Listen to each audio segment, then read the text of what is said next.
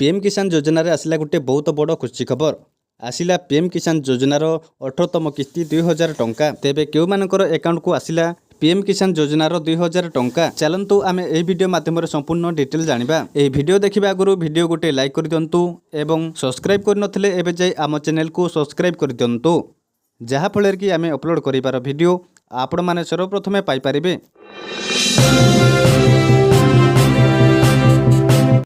आज आसिला पीएम किसान योजनार 18तम किस्ती 2000 टंका। प्रधानमंत्री नरेंद्र मोदी चाषी माननकु चाष करिबा पई पीएम किसान योजना अधीन रे चाषी माननकु वार्षिक 6000 टंका देइथांती, जहा कि 3 मासकु थरे 2000 टंका देइथांती।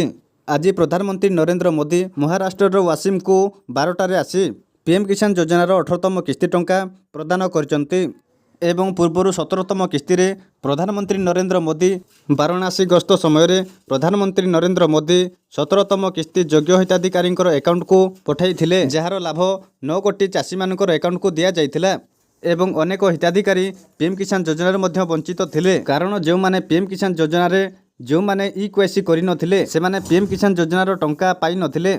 सेतिपे जो माने ई-केवाईसी करि नाहंती से माने पीएम किसान योजना को ई-केवाईसी करि दंतो। एहा कला परे आपण पीएम किसान योजनार टंका पाई परिबे।